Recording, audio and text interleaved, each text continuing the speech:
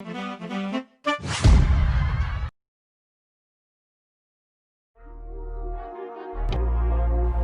मंदिर कई मामलों में स्थापत्य कला का बेजोड़ नमूना होगा।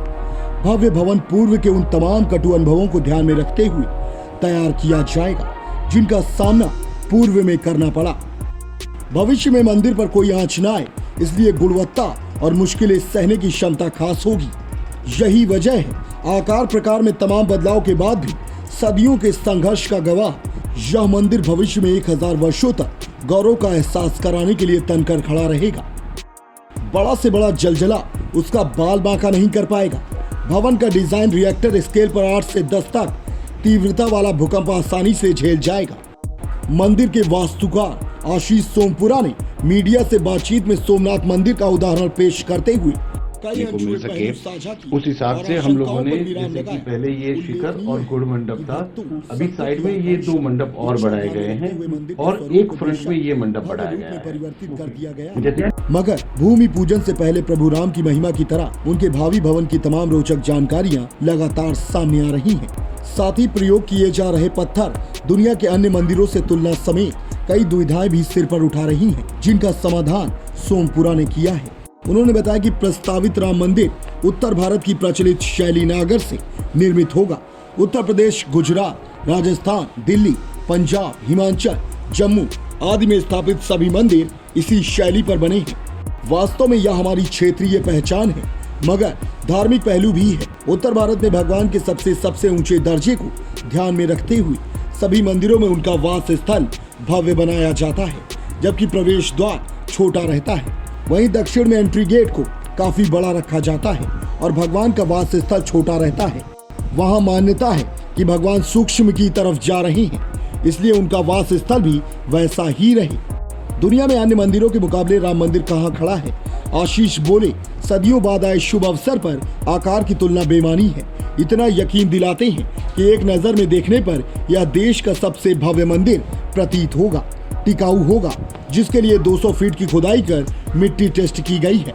इतना ही नहीं, एक बार में सिर्फ मंदिर भवन में 10,000 से अधिक श्रद्धालु समाहित होकर रामलला के दर्शन कर पाएंगे। मंदिर निर्माण के लिए कई साल से पत्थर तराशी चल रही है, मगर उनकी गुणवत्ता को लेकर सवाल उठते रहे हैं।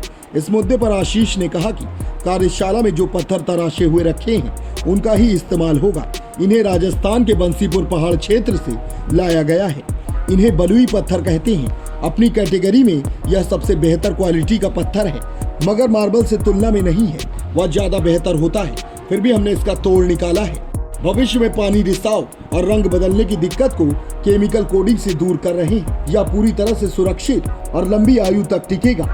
वे कहते हैं अक्षरधाम मंदिर भी इन्हीं पत्थर से गढ़ा गया है। आशीष सोमपुरा बताते हैं कि करीब 500 साल तक मंदिर के लिए संघर्ष चला, जिसका ध्यान मंदिर निर्माण में रखा गया है।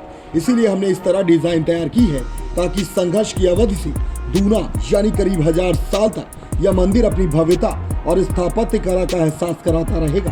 भारत में खजुराहो का उदाहरण देते हुए बोले, इसे 800 साल हो चुके हैं, मंदिर वैसा ही खड़ा है। कंबोडिया के अंकोर वाट समेत कई मंदिर तो इससे भी ज्यादा पुराने हैं। आशीष कहते हैं कि मंदिर मजबूत बने, इसके लिए नींव अहम है, साथ ही मिट्टी की सटीक पहचान होना भी जरूरी है।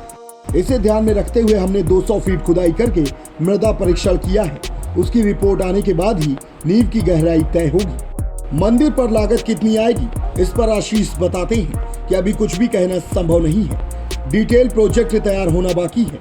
ट्रस्ट पदाधिकारियों के साथ उसे अंतिम रूप दिया जाना है। उसके बाद मंदिर परिसर पर मंथन होगा कि वह कैसे तैयार हो, क्या क्या बनेगा। हम सिर्फ मंदिर तैयार करेंगे। भूकंप के लिहाज से उत्तर प्रदेश संवेदनशील जोन 4 में आता है, मगर अयोध्या समेत अवध का यह हिस्सा जोन 3 में है। बाकी हिस्से की अपेक्षा खतरा यहाँ कुछ कम है। इसीलिए राम मंदिर को रिएक्टर स्केल मापन पर 8 से 10 तक का भूकंप सहने लायक बनाया गया है। एक बार में मंदिर के भीतर क्रमबद्ध 10,000 श्रद्धालु कर पाएंगे दर्शन पूजन। खाली परिसर में कहाँ क्या बनेगा, यह मंदिर ट्रस्ट करेगा अंतिम निर्णय। Special report, fantabulous news.